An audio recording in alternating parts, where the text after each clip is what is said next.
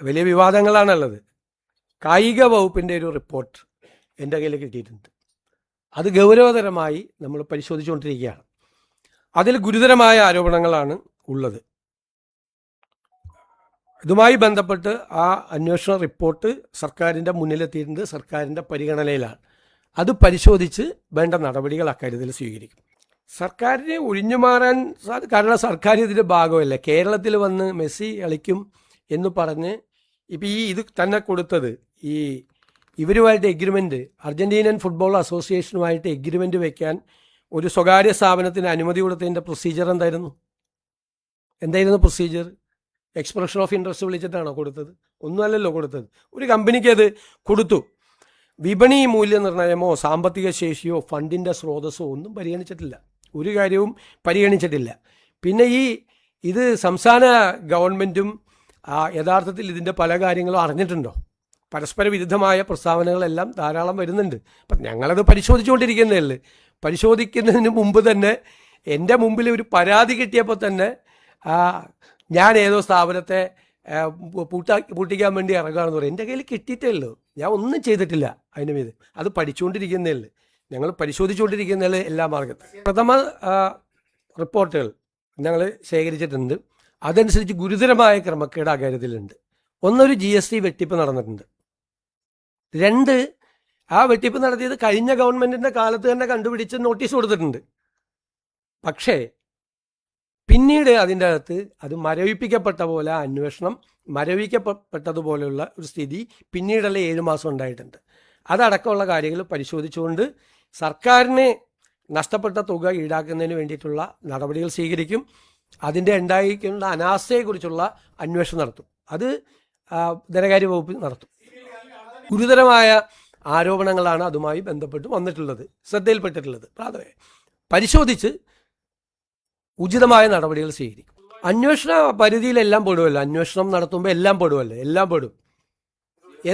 എത്ര രൂപ അവിടെ കൊടുത്തിട്ടുണ്ട്, അതിൻ്റെ ഫണ്ടിൻ്റെ സോഴ്സസ് എന്താണ് എന്നൊക്കെ അറിയണമല്ലോ. ഒരുപാട് കാര്യങ്ങൾ അറിയണം. ഞങ്ങൾ പ്രാഥമികമായി സംസ്ഥാന ഗവൺമെൻറ് അന്വേഷിച്ച് അത് കേന്ദ്ര ഏജൻസികൾ അന്വേഷിക്കേണ്ട ആവശ്യമുണ്ട് എന്ന് നമുക്ക് തോന്നുമ്പോഴാണല്ലോ നമ്മൾ അങ്ങോട്ട് റെഫർ ചെയ്യണത്.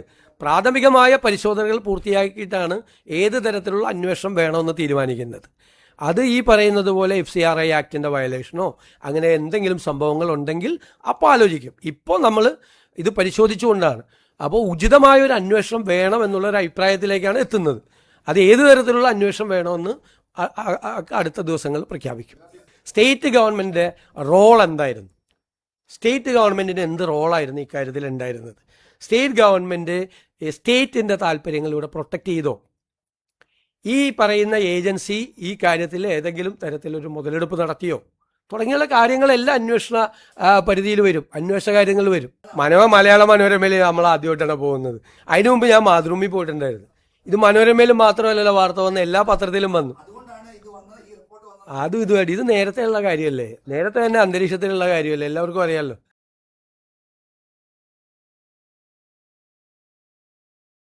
കുറേ കാര്യങ്ങൾ പറയാനുണ്ട്. ഒന്ന്, ഈ അറസ്റ്റ് ചെയ്യപ്പെട്ട 2 പേരെ എനിക്ക് നേരിട്ട് അറിയാം. മുഹമ്മദ് ഹുസൈനെ, അബ്ദുൽ സലാമിനെ എനിക്ക് നേരിട്ട് അറിയാം. അതിൽ മുഹമ്മദ് ഹുസൈൻ അവിടുത്തെ ഒരു യൂത്ത് കോൺഗ്രസ് പ്രവർത്തകനായിരുന്നു. ഞാൻ ആദ്യമായിട്ട് അദ്ദേഹത്തിനെ ഫോണിൽ വിളിക്കുന്നത് നവകേരള സദസ്സുമായിട്ട് അദ്ദേഹത്തിന് പെരുമ്പാവൂരിൽ കുറുപ്പമ്പടി MGM സ്കൂളിൻ്റെ മുമ്പിൽ വെച്ച് ക്രൂരമായ ലാത്തിച്ചാർജിൽ പരിക്കേറ്റ് അദ്ദേഹം കിടക്കുന്ന സമയത്താണ്. ഞാനന്ന് പരിക്കേറ്റ ആ നവകേരള സദസ്സ് നടക്കുമ്പോൾ എല്ലാ സ്ഥലത്തും ലാത്തിച്ചാർജും ആണ്. അപ്പോൾ ഇദ്ദേഹത്തെ ഫോണിൽ വിളിച്ചു. അങ്ങനെയാണ് ആദ്യമായിട്ട് ഫോണിൽ വിളിക്കുന്നത്. ഫോണിൽ വിളിച്ച് ആശ്വസിപ്പിച്ചു. എല്ലാവരും ആശ്വസിപ്പിക്കുമല്ലോ. ഫോണിൽ വിളിച്ച് തല്ലുകൊണ്ട ആളുകളൊക്കെ. ഇയാൾക്ക് നല്ല പരിക്കേറ്റിരുന്നു, ആശ്വസിപ്പിച്ചു. അപ്പോൾ ഞാൻ ആശ്വസിപ്പിച്ച കൂട്ടത്തിൽ എപ്പോഴെങ്കിലും ഞാനൊന്ന് വീട്ടിൽ വരാം എന്ന് പറഞ്ഞു. അത് സാധാരണ പറയാറുണ്ട്, പറ്റാവുന്ന സ്ഥലത്ത് പോകാറുണ്ട്. അത് കഴിഞ്ഞിട്ട് കുറേ നാളുകൾക്ക് ശേഷം ഇയാൾക്ക് തിരുമലെല്ലാം കഴിഞ്ഞ് ചികിത്സ കഴിഞ്ഞ് വീട്ടിലിരിക്കുകയാണെന്ന് പറഞ്ഞു. ഞാൻ ഇദ്ദേഹമുള്ള ആ വെങ്ങോല പഞ്ചായത്തിലൊരു പരിപാടിക്ക് പോയി കഴിഞ്ഞപ്പോൾ MLA യോടും അവിടുത്തെ പാർട്ടി ഭാരവാഹികളോടും ഒപ്പം അവരെല്ലാം കൂടി പറഞ്ഞു ഒന്ന് പോകണം, സാറ് വാക്ക് കൊടുത്തിട്ടുള്ളതാണെന്ന് പറഞ്ഞാൽ ആ വീട്ടിൽ പോയി ഇദ്ദേഹത്തെ കണ്ടതിന് ഫോട്ടോസൊക്കെ ഉണ്ട്. അതിനുശേഷം ഇയാൾ എന്നെ 3ഓ 4ഓ പ്രാവശ്യം പല സ്ഥലത്ത് വെച്ച് കാണാൻ വന്നിട്ടുണ്ട്. അപ്പോഴെല്ലാം നമ്മളൊരു പോലീസ് മർദ്ദനത്തിൽ പരിക്കേറ്റ ഒരാളെന്നുള്ള നിലയിലുള്ള ഒരു ഒരു ഒരു താല്പര്യം കാണിച്ചിട്ടുണ്ട് അയാളോട്. അങ്ങനെയല്ലേ? അടികൊണ്ട് വന്ന പിള്ളേർ വരുമ്പോൾ നമ്മളൊന്ന് ചേർത്ത് നിർത്തും, തീർച്ചയായിട്ടും അത് നിർത്തിയിട്ടുണ്ട്. അപ്പോൾ ഒന്നും അവിടുത്തെ പാർട്ടിക്കാർക്കോ പബ്ലിക്കിനോ ഇതൊന്നും അറിയില്ലല്ലോ ഇദ്ദേഹത്തിന് ഇങ്ങനത്തെ ഒരു സംഭവം ഉണ്ടെന്ന്. ഇപ്പോൾ അറസ്റ്റ് ചെയ്യപ്പെട്ടപ്പോഴാണ് നമ്മൾ അറിയുന്നത്, നമ്മൾ അറിയുന്നത്, അല്ലാതെ ആർക്കും അതറിയില്ല. അത് എൻ്റെ സോഷ്യൽ മീഡിയ ടീമിലൊന്നുമില്ല. എനിക്ക് പ്രതിപക്ഷ നേതാവായിരിക്കുമ്പോഴും സോഷ്യൽ മീഡിയ ടീമില്ല, ഇപ്പോഴും സോഷ്യൽ മീഡിയ ടീമില്ല. ഞാനൊരു കോർഡിനേറ്ററെ ഒന്നും ഒരു സ്ഥലത്തും വെച്ചിട്ടില്ല. അതൊക്കെ ഓരോരുത്തർ ഓരോ ഇതിൻ്റെ അംഗമായിട്ട് ചേരുന്നതിന് ഇപ്പം നമുക്ക് എന്ത് ചെയ്യാൻ പറ്റും. പിന്നെ രണ്ടാമത്തെ കാര്യം, മെറ്റ എന്ന് പറയണം, ഭയങ്കര സംഭവമാണ്. ഞാനൊരു ഭയങ്കര സംഭവം എന്ന് എനിക്ക് തോന്നുന്നത് വാർത്തയൊക്കെ വായിച്ചിട്ട്, ഞാൻ എഴുതി കൊടുക്കുന്ന സാധനങ്ങളൊക്കെ മെറ്റ റിലീസ് ഓർഡറെ ക്യാൻസൽ ചെയ്യാന്ന് പറഞ്ഞാൽ, ഞാൻ ആകെ മെറ്റയ്ക്ക് കൊടുത്തിരിക്കുന്നത് നമ്മൾ ഇത് വന്ന ഉടനെ തന്നെ CMO കേരളം എന്ന ഔദ്യോഗിക ഇൻസ്റ്റാഗ്രാം പേജ് ലഭ്യമാക്കി തന്നെ, നേരത്തെ ഉണ്ടായിരുന്നത് ലഭ്യമാക്കി തന്നെ എന്ന് പറഞ്ഞിട്ട് റിക്വസ്റ്റ് കൊടുത്തിട്ടുണ്ട് എൻ്റെ ഓഫീസിൽ നിന്ന്. 2 മാസമായിട്ട് ഇവർ ശരിയാക്കി തന്നിട്ടില്ല ഇതുവരെ. ഞാൻ പറഞ്ഞിട്ടാണ് എൻ്റെ സാധനം മുഴുവൻ, ഞാൻ പറഞ്ഞിട്ട് മുഴുവൻ മെറ്റ റിലീസ് ചെയ്യണം പറഞ്ഞത്. നിങ്ങളൊക്കെ അതിങ്ങനെ വാർത്ത കൊടുക്കുക എന്നല്ലേ, നിങ്ങളൊന്ന് ആലോചിച്ച്. ഞാൻ പറഞ്ഞു കഴിഞ്ഞാൽ മെറ്റ റിലീസ് എൻ്റെ പോയിട്ടുണ്ട് 3 എണ്ണം, ഇത് ഒരുപാടെണ്ണം പോയിട്ടുണ്ട്. അതായത് ഈ ദൃശ്യമാധ്യമങ്ങളുടെ ഓൺലൈൻ ആളുകൾ വെച്ച കാര്യം. ഒന്ന്, ഞാൻ ഈ മത്സ്യത്തൊഴിലാളി മേഖലയിലുണ്ടായ വിഷയങ്ങളിൽ ഇടപെട്ടതിനെ അഭിനന്ദിച്ചുകൊണ്ട് തിരുവനന്തപുരം ആർച്ച് ബിഷപ്പ് കൊല്ലം രൂപതയുടെ 700-ാം വാർഷികത്തിൽ നടത്തിയ പ്രസംഗം പല നിങ്ങളുടെ ഓൺലൈൻ ചാനലുകളിലും വെച്ചു. അത് റിമൂവ് ചെയ്തു. അത് എന്നെ അഭിനന്ദിച്ചുകൊണ്ടായിരുന്നു. എൻ്റെ ഇടപെടലുകളും എൻ്റെ വിശ്വാസം കൊണ്ട് വളരെ ഇതാണെന്ന് പറഞ്ഞ് അദ്ദേഹം നടത്തിയ ഒരു പ്രസംഗം. ആ പ്രസംഗം ഓൺലൈൻ ചാനലുകൾ കൊടുത്തത് റിമൂവ് ചെയ്തിട്ടുണ്ട്. ഞാൻ ഷിബു ബേബി ജോണും ഞാനും തമ്മിൽ ഒരുമിച്ച് ഗൗതം കൃഷ്ണയുടെ വീട്ടിൽ പോയത്, അത് ചില ചാനൽ കൊടുത്തത് അത് റിമൂവ് ചെയ്തിട്ടുണ്ട്. മൂന്നാമത്, KCBC മുഖ്യമന്ത്രിക്ക് ഒരു പരോക്ഷ പിന്തുണയുമായി ദുരിതാശ്വാസ പ്രവർത്തനങ്ങളിൽ ആരും രാഷ്ട്രീയം പറയരുത് എന്ന് പറഞ്ഞ് വെച്ച എൻ്റെ കൂടി ഫോട്ടോ വെച്ചുകൊണ്ട് പോസ്റ്റ് ചെയ്ത ഈ സോഷ്യൽ മീഡിയയിലെ ദൃശ്യമാധ്യമങ്ങൾ, സോഷ്യൽ മീഡിയയുടെ എല്ലാ റിലീസും. ഇപ്പോൾ തെലങ്കാന മുഖ്യമന്ത്രിയുടെ ഇത് ചെയ്തിട്ടുണ്ട്, ആസാം മുഖ്യമന്ത്രി, ഞങ്ങളുടെ ഹിമാചൽ മുഖ്യമന്ത്രിയുടെ ചെയ്തിട്ടുണ്ട്. അതെന്താണ് മെറ്റ ചെയ്യുന്നതെന്ന് അറിയില്ല. ചാനലുകളുടെ പേരിൽ കൊടുത്തിരിക്കുന്ന കാര്യങ്ങൾ എനിക്കത് തിരിച്ച് വരുന്നതിൽ സന്തോഷമുള്ളൂ. കാരണം അങ്ങനെ ചെയ്യാൻ പാടില്ലല്ലോ, നാളെ എൻ്റെയും പോകില്ലേ.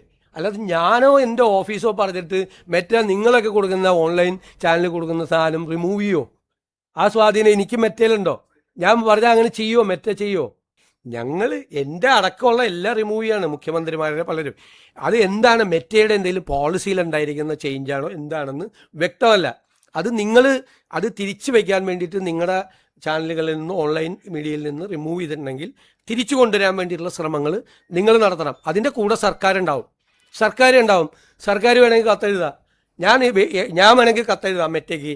കാരണം എന്നെ വിമർശിച്ച് കൊണ്ട് വരുന്ന പോസ്റ്റ് ഒന്നും റിമൂവ് ചെയ്യരുത് എന്ന് പറഞ്ഞുകൊണ്ട് ഞാൻ കത്തെഴുതാം. ഞാൻ റെഡിയാണ്. നിങ്ങൾ ആർക്കെങ്കിലും അങ്ങനെ ആരെങ്കിലും മെറ്റ കൊണ്ടിട്ട് ഒരു 10 പോസ്റ്റ് റിമൂവ് ചെയ്തിട്ട് നമുക്ക് അങ്ങനെ എന്താ കേരളത്തിലെ മാധ്യമങ്ങളുടെയും സോഷ്യൽ മീഡിയയുടെയും വായി മൂടി കിട്ടാൻ പറ്റുമെന്ന് വിശ്വസിക്കുന്നൊരു മൂഢനാണോ ഞാൻ? നിങ്ങളെന്താ?